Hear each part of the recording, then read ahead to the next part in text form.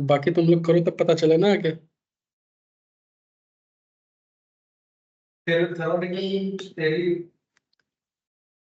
Practically सारी करो, theory cover हो गई अंदर। जितने वो स्टेटस कोड वगैरह है सब याद करो, कौन सा कब क्या आता है। तो यूआरएल वो सब पूछते हैं क्या? Yes base URL. Yes yes yes yes. तो डाउनलोड जे मीटर करना है आपको। तो यहाँ पे जाना है, डाउनलोड जे मीटर पे क्लिक करना है, और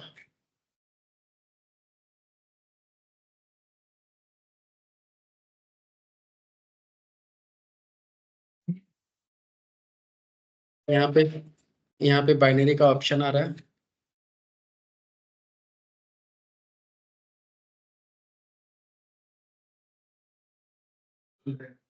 तो यहाँ पे बाइनरी का ऑप्शन आ रहा है, तो ये जिप फाइल दिख रहा है ना, अपाचे जे मीटर 5.6.3 जिप, यही आपको डाउनलोड करना है।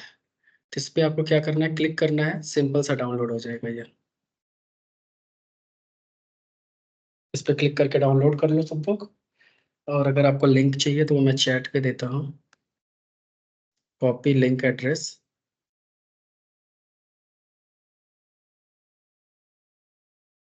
और डायरेक्ट क्लिक करने पे ये डाउनलोड हो जाएगा।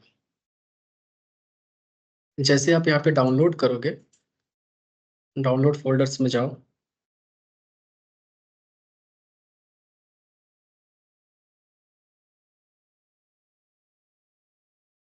तो डाउनलोड फोल्डर्स में जाने के बाद आपको इसको एक्सट्रैक्ट करना है।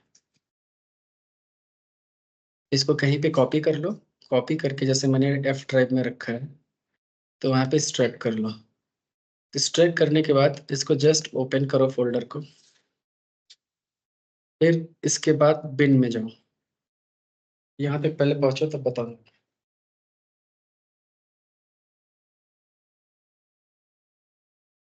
सब लोग ऑनलाइन वाले पे डाउनलोड करो, क्योंकि इसका सेटअप एक बार बन जाएगा तो ठीक है।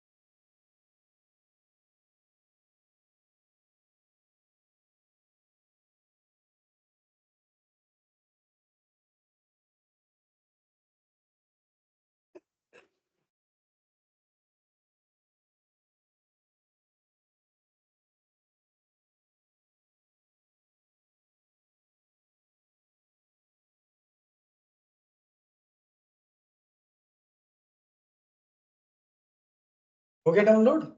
डाउनलोड हो गया, एक्सट्रैक्ट होने में बहुत टाइम लगता है। फिर तुम्हारा एक्सट्रैक्ट होने में इंस्टॉल नहीं होगा। इंस्टॉल नहीं होता है ये, पीसीएम में रन करना पड़ेगा इसलिए। तो सिर्फ एक्सट्रैक्ट हो गया। एक्सट्रैक्ट होने के बाद बिन फोल्डर में जाना है, और बिन फोल्डर में जाने के बाद jmeter.bat करके एक फाइल है, इसको सिंपल सा डबल क्लिक कर देना है। दैट्स इट, ये खुद ही jmeter स्टार्ट कर देगा।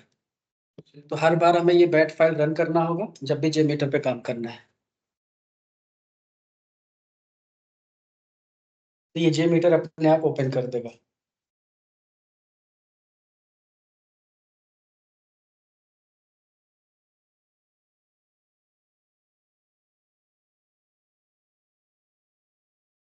अब फर्स्ट टाइम जब jmeter ओपन होगा तो समथिंग कुछ ऐसे दिखेगा।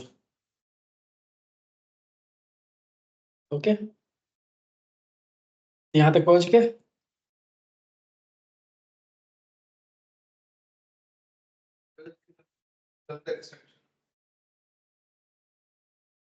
ठीक है,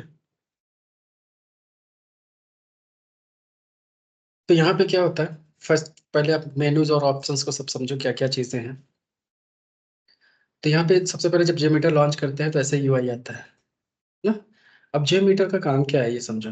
jmeter बना है जावा लैंग्वेज में, jmeter जावा लैंग्वेज में डिजाइंड हुआ है, और इसका मेन पर्पस होता है परफॉर्मेंस टेस्टिंग। अब परफॉर्मेंस क्या होता है, तो पर्टिकुलर किसी भी एप्लीकेशन का अंडर सर्टेन लोड उसकी परफॉर्मेंस मेजर करना। जैसे फॉर एग्जांपल कि आप, राइट, अगर आप 100 मीटर दौड़ते हो, है ना, 100 मीटर की रेस दौड़ते हो, लेट से अगर आपके पास सिर्फ एक बैग है 5 किलो का, और आप 100 मीटर की रेस दौड़ते हो और सपोज करो कि एक मिनट में पहुंच जाते हो ना, फिर आपके पास लोड को अगर 10 किलो बढ़ा दिया जाए तब आपकी परफॉर्मेंस पे असर पड़ेगा। हो सकता है 1 से 1.5 मिनट में पहुंचे।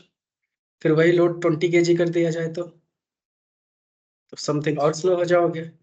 तो यही हमारा एक परफॉर्मेंस मेजर करने का तरीका होता है। जैसे आजकल आप नोटिस करते हो कि वेबसाइट जैसे फ्लिपकार्ट है, तो नॉर्मल डेज में भी उसमें 1 लाख यूजर्स डेली विजिट कर रहे होंगे, और सर्टेन पीरियड पे जब वो कोई ऑफर निकलता है तो हो सकता है कभी कभी 5-5 लाख यूजर्स एक साथ साइट को एक्सेस करते हैं। तो साइट, हाँ, तो साइट को क्या करना पड़ता है, हमारी वेबसाइट को डिजाइन करने के बाद उसके ऐसे हार्डवेयर पे स्टोर करना चाहिए कि जहाँ पे उसकी परफॉर्मेंस भी मेजर हो पाए। कि अगर यूजर ज्यादा है तो कहीं ऐसा तो नहीं साइट डाउन हो जा रही है, क्रैश तो नहीं हो जा रही है, नहीं तो उसका बिजनेस लॉस होगा ना। तो उसके लिए जैसे आप फंक्शनल टेस्टिंग करते हो वैसे ही साइट की नॉन फंक्शनल टेस्टिंग भी करना जरूरी है कि साइट की परफॉर्मेंस क्या है अंडर सर्टेन लोड। अगर मान लो साइट की कैपेसिटी नहीं है कि 5 लाख यूजर को एक साथ इकट्ठा उस पर लोड ले पाए, तो हमें हार्डवेयर को बढ़ाना पड़ेगा, उस हिसाब से हार्डवेयर को रखना होगा। अभी जैसे आप जिस डेट में सिंपल सा सोचो तो आपका हॉट स्टार है, अब उस पर समटाइम्स आप नोटिस करते हो कि जब मैच अच्छा होता है तो 10 मिलियन यूजर्स होते हैं, और कभी कभी बहुत कम होते हैं। तो तब भी परफॉर्मेंस में कोई असर पड़ता है? नहीं। तो वो हार्डवेयर को स्केल करना पड़ेगा उसके हिसाब से, राइट, कि हमारे हार्डवेयर का कॉन्फ़िगरेशन क्या चाहिए सर्टेन लोड पे, अगर हम सर्टेन यूजर, तो हमारी एक रिक्वायरमेंट होगी कि मैक्सिमम हमारा जो हार्डवेयर है वो इतने यूजर को झेल सके। तो वैसा हमें हार्डवेयर बनाना पड़ेगा, तो लेना परचेज करना पड़ेगा जहाँ पे साइट होस्ट करेंगे। तो जब तक हमें पता ही नहीं चलेगा कि परफॉर्मेंस कैसा है तब तक हम नहीं कर सकते ना।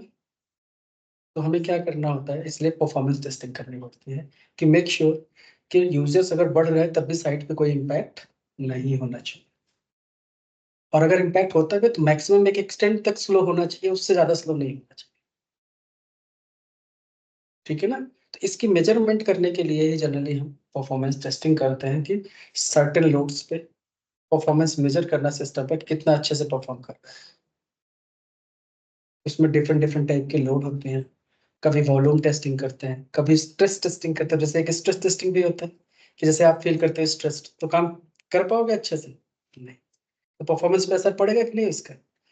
तो ऐसे अलग अलग टाइप के इसमें टेक्निक्स यूज करके हम सिस्टम की परफॉर्मेंस को मेजर करते हैं। ठीक है।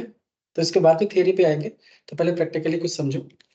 इसको इंस्टॉल करने के बाद यहाँ पे कुछ मेन्यूज हैं, जैसे फाइल है, एडिट है, हर चीज में देख रहे हो, सर्च है, रन है, और यहाँ से ऑप्शंस है, और यहाँ पे टूल है, इसके बाद यहाँ पे हेल्प है। हेल्प में इसका बहुत अच्छा डॉक्यूमेंटेशन है, तो यहाँ से आप कर सकते हो, मतलब किसी भी चीज पे काम कर रहे हो तो वहां से डायरेक्ट हेल्प में जा सकते हो आप, तो डॉक्यूमेंटेशन आपको मिल जाएगी अपाचे की। अब सबसे पहले जब ओपन करते हो तो यहाँ पे आता है कंसेप्ट टेस्ट प्लान। तो टेस्ट प्लान का वो मैनुअल वाला टेस्ट प्लान मत समझो, जस्ट इसका नेमिंग कन्वेंशन है। टेस्ट प्लान का मतलब है प्रोजेक्ट का नाम। तो आप प्रोजेक्ट का नाम कुछ भी दे सकते हो, जैसे मान लो कि टेस्ट प्लान का नाम मैंने दे दिया कि क्या नाम दो, अजय, अजय प्रोजेक्ट दे दिया मान लो। और यहाँ पे आप कमेंट डाल सकते हो, कोई भी कमेंट है। तो जैसे इस पे क्लिक करोगे तो ये रिनेम हो जाएगा, बाहर क्लिक करते हैं तो अभी रिनेम नहीं हो रहा है, तो इसको आपको क्या करना है, कुछ नहीं करना है, अपने आप रिनेम हो जाएगा।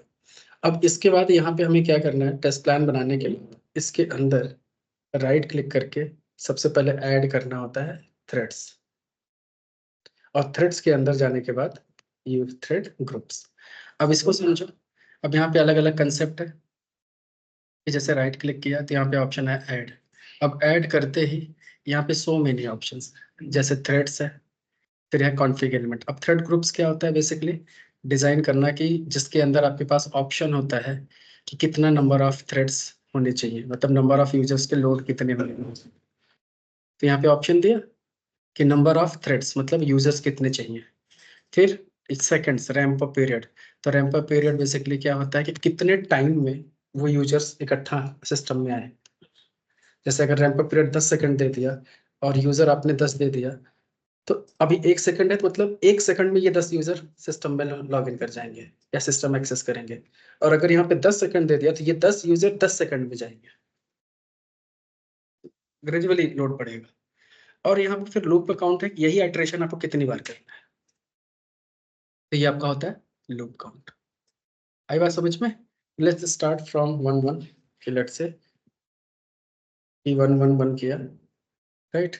अब यहाँ से हमें इसका भी नाम चेंज कर सकते हैं, थ्रेड ग्रुप्स का। तो हर एक चीज का नाम रिनेम कर सकते हैं। तो लेट्स से यहाँ पे हमने दे दिया लोड समथिंग। इसको जैसे क्लिक करोगे यहाँ से चेंज हो जाएगा, है ना। तो ऐसे ही राइट क्लिक करोगे जब प्रोजेक्ट पे, तो यहाँ पे ऑप्शन आता है जैसे थ्रेड ग्रुप, तो ये बेसिकली लोड के लिए होता है। फिर ऐसे है कॉन्फ़िग एलिमेंट। तो कॉन्फ़िग एलिमेंट में क्या होता है, बहुत सारे ऑप्शंस दे रखे हैं, जैसे CSV डेटा सेट कॉन्फ़िग, जितने भी कॉन्फ़िगरेशन की चीजें हैं, चाहे वो HTTP की कॉन्फ़िगरेशन हो, चाहे जो भी हो, चाहे आपको डेटाबेस का कनेक्शन बनाना हो, राइट, चाहे रैंडम वेरिएबल बनाना हो, कोड लिखना हो, तो हर चीज कहाँ से कंट्रोल होगा, कॉन्फ़िग एलिमेंट से। ऐसे लिसनर्स होते हैं। लिसनर का बेसिकली काम क्या है, रिपोर्ट्स वगैरह, हर एक टाइप के रिपोर्ट्स इसके पास है, अवेलेबल है, राइट।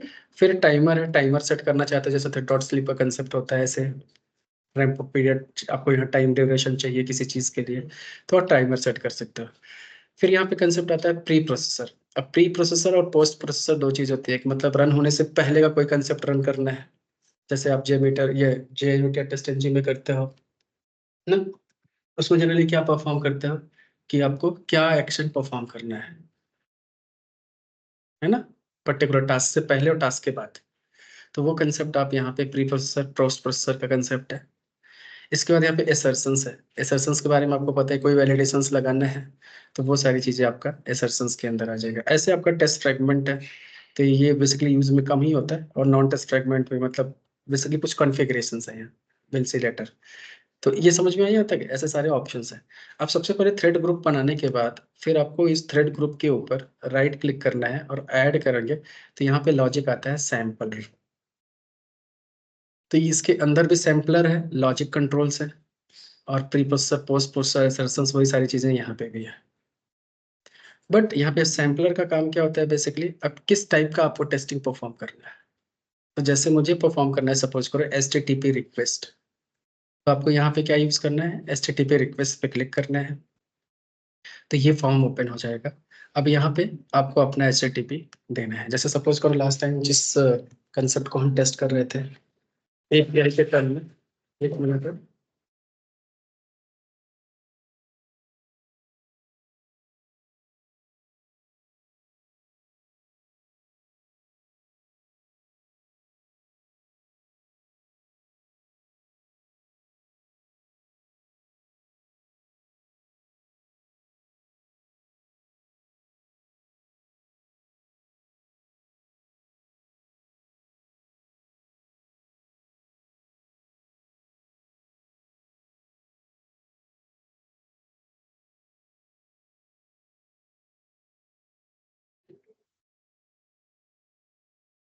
ठीक है, तो यहाँ पे हमें ऑप्शन देना पड़ेगा कि किसको टेस्ट करना है। तो यहाँ पे हम यूआई भी टेस्ट कर सकते हैं परफॉर्मेंस, और एपीआई के भी परफॉर्मेंस टेस्ट कर सकते हैं, और साथ के साथ एपीआई की टेस्टिंग भी कर सकते हैं हम फंक्शनल, और यूआई की भी फंक्शनल टेस्टिंग परफॉर्म कर सकते हैं इस टूल से, देखा जाए तो यहाँ पे HTTP रिक्वेस्ट मैंने ऐड किया। अब इसके अंदर आपको सर्वर का नेम देना है और यहाँ पे प्रोटोकॉल यूज करना है। तो प्रोटोकॉल बाय डिफॉल्ट अगर HTTPS है तो आपको यहाँ पे देना पड़ेगा, नहीं तो बाय डिफॉल्ट ये HTTP लेते हैं। और बेसिकली आप जैसे सपोज करो इस वेबसाइट को टेस्ट कर रहे थे हम लास्ट टाइम, रेक्रेस, तो ये हमारा हो गया डोमेन, बेसिकली होस्ट बोलते हैं इसको। तो ये चीज आपको यहाँ पे सर्वर नेम में डालना है, और HTTP का ऑप्शन जो है यहाँ से हटा देना है, और यहाँ पे मेंशन करना है HTTPS, दैट्स इट। और यहाँ तक अगर आपके पास जैसे लोकल होस्ट की टेस्टिंग कर रहे थे, पोर्ट नंबर भी देना है, तो ये सब यहाँ पे दे सकते हो। बाकी रिमेनिंग पाथ आपको यहाँ पे देना होता है। तो जैसे मान लो अगर आपको गेट एपीआई रन करना है, तो यहाँ पे जाना है और आप सर्च करो कोई गेट एपीआई, जैसे लिस्ट यूजर्स है, इस पे क्लिक किया तो यहाँ पे इसका यूआरएल क्या हो गया, ये।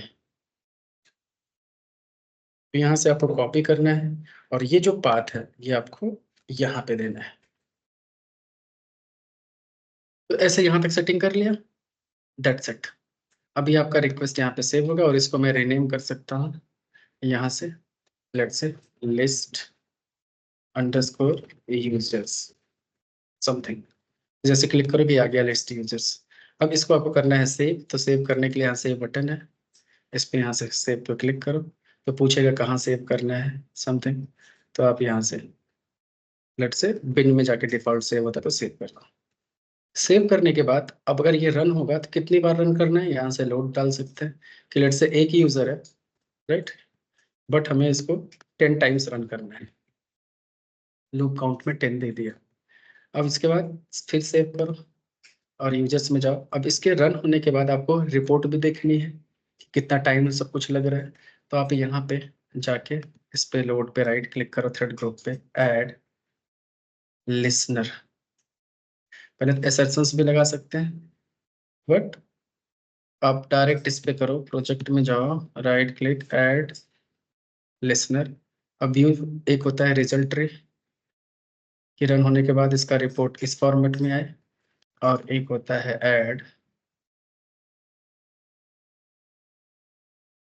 Add listeners, it's a summary report, ऐसे। अब मैं इसको सेव करता हूँ और यहाँ से रन करूंगा। तो जैसे ही आप इसको रन करोगे, लेट से आप रिपोर्ट देखोगे, ये सारी चीजें रन हो गई। यहाँ पे ये टोटल समरी उठा के दिया, और व्यू रिजल्ट ट्री में आप देखोगे लिस्ट यूजर आपका इतनी बार परफॉर्म हुआ, समथिंग 10 टाइम्स चला। और यहाँ पे सैंपल रिजल्ट आया, ये रिक्वेस्ट आपकी थी जिसमें ये गया, और ये रिस्पॉन्स उठा के वहां से लाया जाए। तो आप रिक्वेस्ट रिस्पॉन्स पे देख सकते हो उसके अंदर सारी चीजें जो जैसे पोस्टमैन में आप करते थे। तो आप रिक्वेस्ट भेजे और यहाँ से रिस्पॉन्स डेटा आपने रिसीव कर लिया, और ये 10 टाइम्स चल गया, राइट। तो 10 टाइम्स ये पास हुआ, कोई इशू नहीं है, राइट। अगर ये समरी रिपोर्ट में देखो तो टोटल कितना था, 10 टाइम्स चला, एवरेज इतना, मिनिमम मैक्सिमम, देख रहे थ्रोट आउटपुट कितना परसेंट पर सेकंड है, रिसीव में कितना बाइट कर रहा है। तो ये एक परफॉर्मेंस मेजर हो रहा है। ओके, ऐसे डिफरेंट डिफरेंट टाइप के आप रिपोर्ट्स यहाँ पे लगा सकते हो, जैसे add listeners summary report, aggregate graph, assertion, generate summary result, graph वगैरह भी, view result in table format, ये भी ऐड कर सकते हैं। तो अब पुराना रिजल्ट वॉश करना है आपको, तो यहाँ से आप कर दो क्लियर, क्लियर ऑल, और फिर से सेव करो और इसको फिर से रन करो। अब देखो आपका हर एक थ्रेड का डिटेल आपको यहाँ पे मिल रहा है कि लिस्ट यूजर एक बार चला, उसका सैंपल रिस्पांस टाइम कितना रहा, 102 मिली सेकेंड्स, फिर कभी 19 सेकंड, कभी कितना डेटा आ रहा है यहाँ से, लेटेंसी है कितनी सर्वर पे, ये सारी डिटेल भी हमें यहाँ से पता चल रही है। तो ऐसे ही ये टूल बना बनाया है हम सारी चीजें डिफरेंट डिफरेंट कॉम्बिनेशन पे टेस्टिंग करते हैं। तो ऐसे ही सपोज करो लिस्ट यूजर में गया वापस से लोड पे, और यहाँ पे मैं बोलता हूँ कि नहीं, अभी ये जो परफॉर्मेंस था जो भी था, अभी मैं इसको 10 यूजर्स के लोड पे करता हूँ या 25 यूजर का लोड डालता हूँ। अब इसकी परफॉर्मेंस क्या होनी चाहिए? तो यहाँ से फिर मैंने सेव किया और just clear all and run किया। तो अब व्यू रिजल्ट इन टेबल देखो, देख रहे हो? तो इसकी परफॉर्मेंस कैसी है यहाँ से पता चलता है।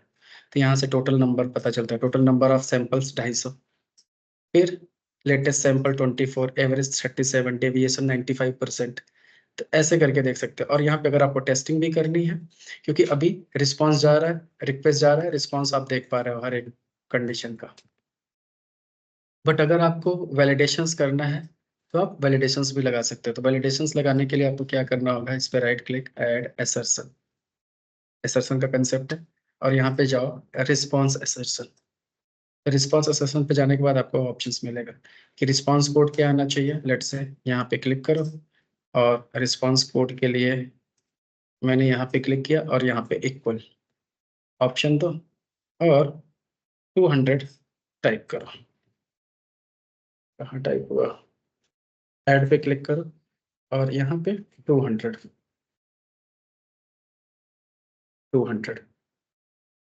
तो ये क्या होगा, अब रिस्पॉन्स असेसमेंट चेक होगा कि रिस्पॉन्स कोड हमारा हर एक एपीआई की 200 होनी चाहिए समथिंग। इसको सेव करते हैं और यहाँ से अब रन करो। लेट से लोड कम करता हूँ मैं, ये रैंप पीरियड 1 और इसका भी 1 कर दिया, just for testing point of view. Save, clear and run. तो रन हो गया। यहाँ पे देखो रिजल्ट, लिस्ट यूजर, तो ये है। तो अभी ये सारा पास आ रहा है क्योंकि हमारा वैलिडेशन पास हुआ है। और उसको भी अगर आपको देखना है पास वाला, तो व्यू रिजल्ट इन टेबल, एक और हम लगा सकते हैं, जनरली इसी में आना चाहिए कि पास है। और अगर आपको फेल कराना है तो आप क्या करो, रिस्पॉन्स सेशन में जाके इसको 201 कर दो, क्योंकि एक्सपेक्टेड रिजल्ट क्या है आपका 20 है, 200 है। सेव करो और इसको क्लियर करो, फिर रन करो। अब रिपोर्ट देखो, तो ये फेल हो गया क्योंकि हमने रिस्पॉन्स कोड चेंज कर दिया। तो एक्सपेक्टेड रिजल्ट चेंज होगा तो टेस्ट फेल होने लगेगा। तो सिमिलरली जितने टाइप के आप असर्शंस हैं सब यहाँ पे है। जैसे कोई टेक्स्ट का रिस्पॉन्स लेना है, रिस्पॉन्स कोड लेना है, कि मैसेज में जाके कोई चीज करना है, कि हेडर में करना है, हर टाइप का ऑप्शन है, राइट। मान लो रिस्पॉन्स टेक्स्ट रिस्पॉन्स में या रिस्पॉन्स मैसेज के अंदर मुझे मैचेस चेक करने हैं या कंटेंट्स लगाने हैं, कि कंटेंट्स में क्या आना चाहिए। लेट से सपोज करो क्या आता है, जैसे पर पेज,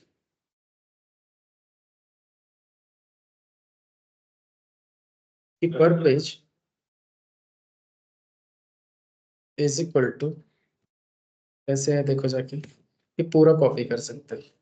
ये रिस्पॉन्स में ये सारी चीजें होनी चाहिए। सपोज करो यहाँ तक मैंने कॉपी किया और यहाँ पे बोला कि रिस्पॉन्स मैसेज में हमें ये चीजें दिखनी चाहिए, कंटेंस करनी चाहिए, राइट। तो इसके बाद सेव करो और अब रन करो।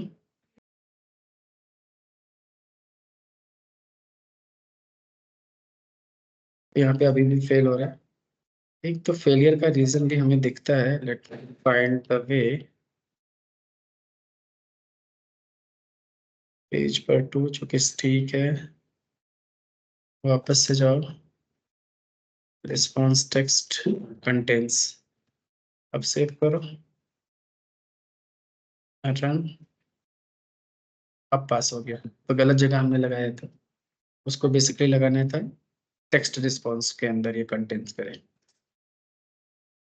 ऐसे डिफरेंट डिफरेंट टाइप की वैलिडेशंस भी आप कर सकते हो, और जितनी चाहे उतनी एपीआई यहाँ पे लगा सकते हैं, कोई प्रॉब्लम नहीं है। तो जैसे मान लो कोई दूसरी एपीआई एक और लगानी है, तो लोड पे जाओ, ऐड सैम्पलर एचटीटीपी रिक्वेस्ट, और इसको ऊपर कर दो खिसका के, और इसको बोलते हैं लेट से सिंगल यूजर। That's it. अब सिंगल यूजर में सिंगल यूजर की इंफॉर्मेशन पास करो।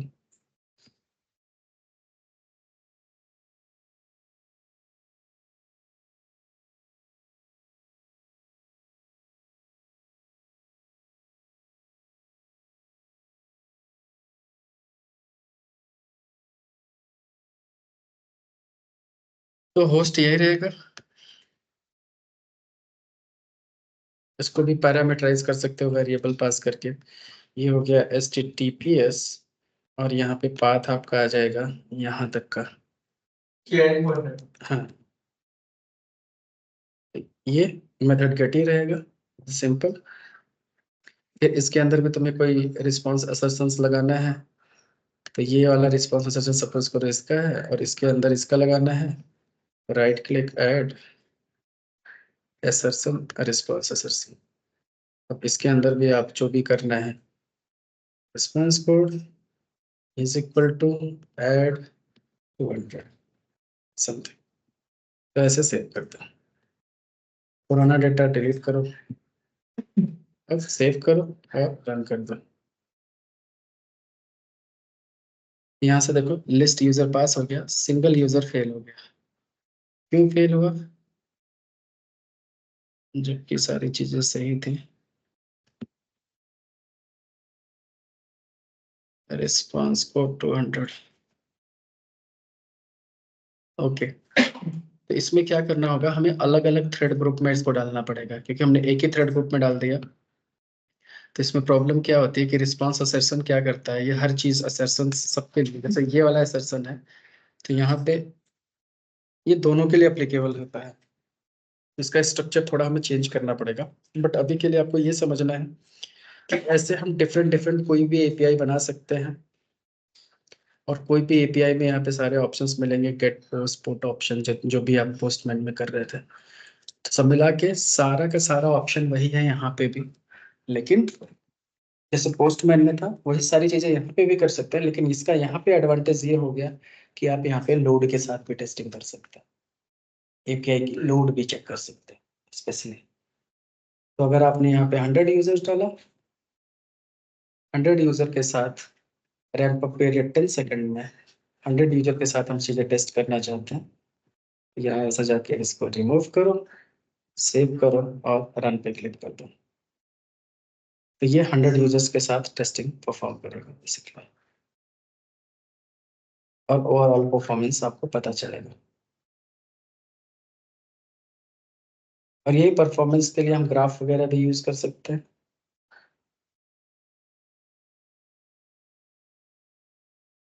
Right click add listeners, graph वाला ऑप्शन कहाँ है? ग्राफ रिजल्ट, ये ग्राफ बना के भी देगा। क्लियर करो और run करो।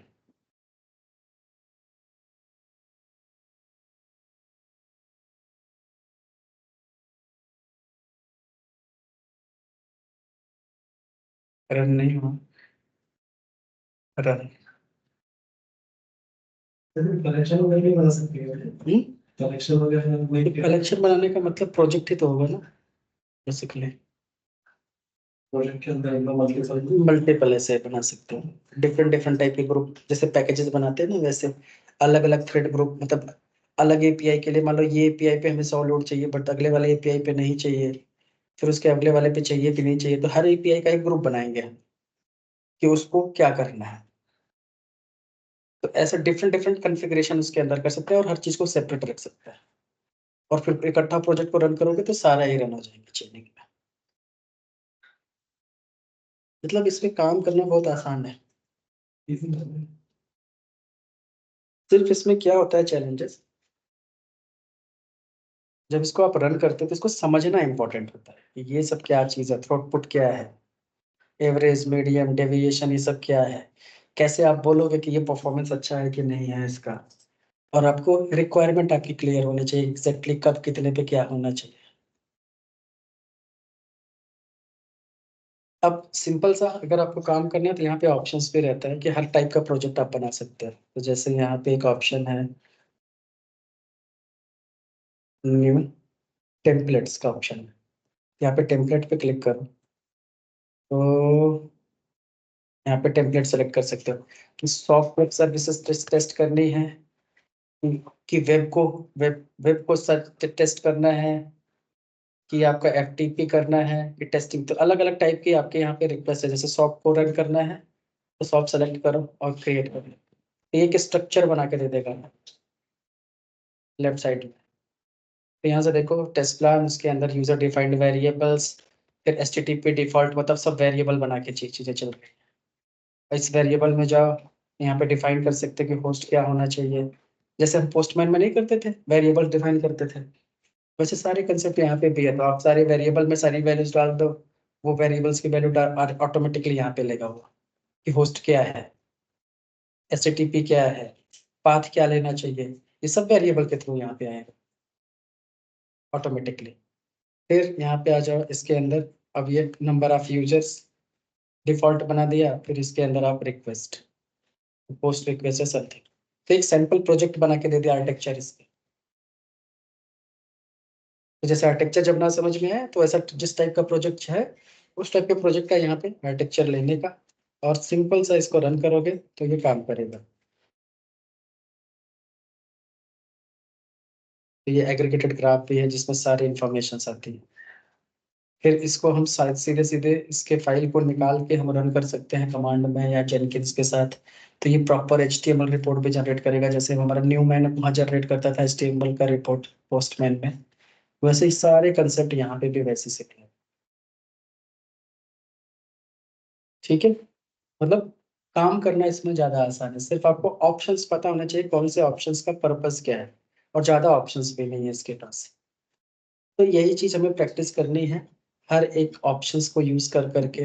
ठीक है, जैसे कंडीशंस भी लगा सकते हैं इसमें हम, फिर डेटा को पैरामीटराइज कर सकते हैं, प्री प्रोसेसर पोस्ट प्रोसेसर वाले कंसेप्ट यूज करना है तो कर, जैसे जेसन इंस्ट्रक्टर है, जेसन में से कुछ इंस्ट्रक्ट करना है ना, तो ये सब कर सकते हैं। रेगुलर एक्सप्रेशन लगाना है कहीं पे लगा सकते हैं, एक्सपाथ से यूज करके हम चीजों को कर सकते हैं। तो ऐसे सारे के सारे इसके अंदर ऑप्शंस दे रखे हैं बेसिकली, और जो भी करना है उसके लिए वो ऑप्शन इनेबल करोगे तो यहाँ एक फाइल ऐड हो जाएगी, उसमें जाके अपना कॉन्फ़िगरेशन। अब जो चीज आपको नहीं समझ में आ रही है, जैसे नंबर ऑफ थ्रेड नहीं समझ में आ रहा है कि ये ऑप्शन किस चीज के लिए है, तो यहाँ से आप हेल्प में जाओ और अबाउट पे क्लिक करो, तो ये JMeter ओपन करेगा कि नहीं, तो ये डायरेक्ट यही ओपन करता है। कहाँ से जाऊं मैं, यहाँ पे। जिस भी ऑप्शन पे आप क्लिक करोगे, जैसे मान लो ये यूजर डिफाइंड वेरिएबल है, ये समझ में नहीं आ रहा है कैसे काम करेगा, तो इस पे सेलेक्ट करके आपको ये हेल्प का बटन है, इस पे क्लिक करोगे तो आपको डायरेक्ट वहां पे ले जाएगा। तो यहाँ पे देखो डायरेक्ट लेके आ गया वेरिएबल्स का काम क्या होता है, यहाँ से पूरा का पूरा डॉक्यूमेंटेशन आपको मिल जाएगा। ये इसका सबसे अच्छी चीज है। तो जो भी काम आपको करना है, जैसे कुछ भी नहीं समझ में आ रहा है तो कोई दिक्कत नहीं है इसके अंदर। जैसे मान लो मुझे ये नहीं समझ में आया कि HTTP रिक्वेस्ट डिफॉल्ट होता क्या है, यहाँ क्या चीजें करनी है, तो इसको सेलेक्ट करके फिर यहाँ पे क्लिक करो, तो ये डायरेक्ट वहाँ लैंड करेगा HTTP रिक्वेस्ट डिफॉल्ट। तो ये डॉक्यूमेंटेशन आ गया इसका, इसमें क्या क्या पैरामीटर पास कर सकते हैं, कैसे करते हैं, तो इसमें हर एक चीज के का नाम बताएगा, करस्पॉन्डिंग क्या वैल्यू पास करनी चाहिए, सारी चीजें यहाँ पे मेंटेन है।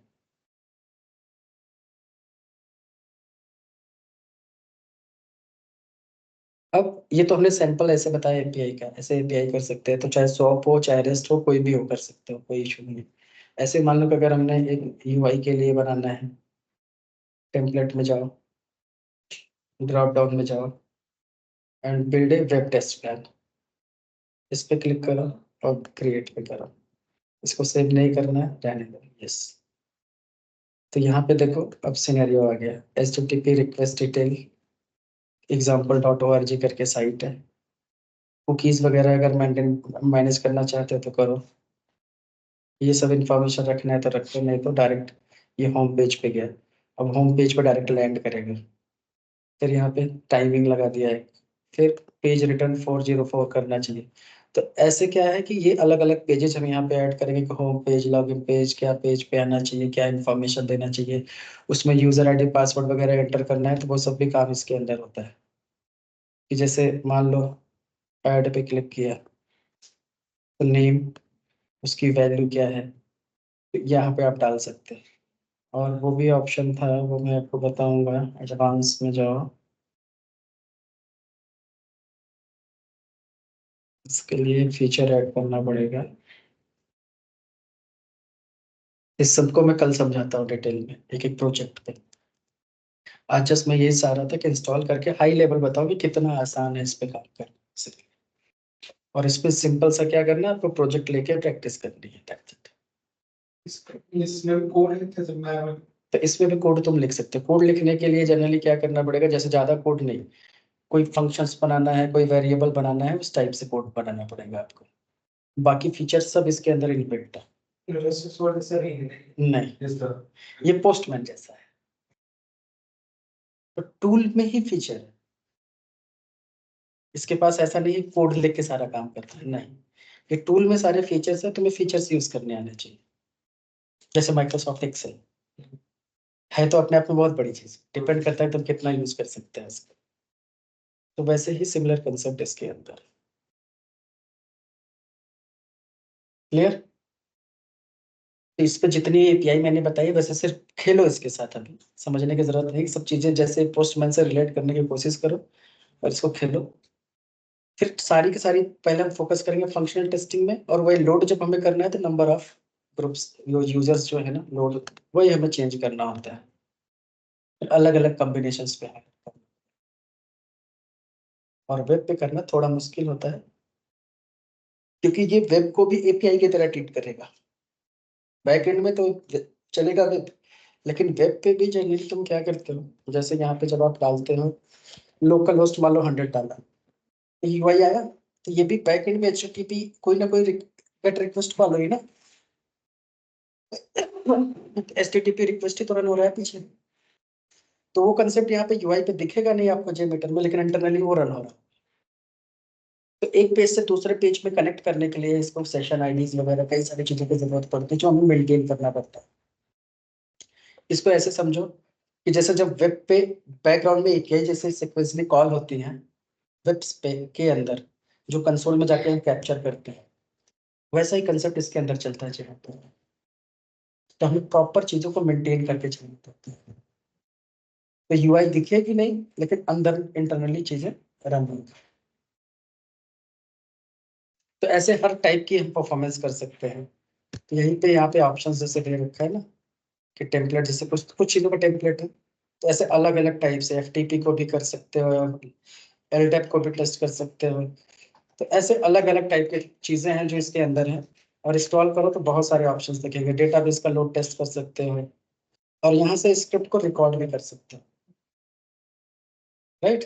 तो जैसे रिकॉर्डिंग होती है, इसको रिकॉर्ड कर लो और रिकॉर्ड करके प्ले कर दो, तो वैसा काम करेगा। दूसरी चीज, हम ब्लेज मीटर इंटीग्रेट करके ब्लेज मीटर से भी रिकॉर्ड कर सकते हैं चीजों को, और उठा के एपीआई में डाल सकते हैं, और यहाँ पे वो काम करेगा। ब्लेज मीटर भी क्लोड टेस्टिंग का टूल है, बट वो एक प्लगइन होता है। जैसे सेलेनियम आईडी का प्लगइन था, रिकॉर्ड करके स्क्रिप्ट बना के दे देता है, डायरेक्टली हम उसको यूज करते हैं। वही कंसेप्ट ब्लेज मीटर। तो ब्लेज मीटर से हम यूआई को रिकॉर्ड कर लिया एक फ्लो को, और ला के जे मीटर में उसको इंपोर्ट कर लेंगे, और डायरेक्ट यहाँ पे अपना नंबर ऑफ यूजर जितना रखना है रख के सेटिंग करके रन कर, तो बनी बनाई चीजें आपको मिल जाएंगी।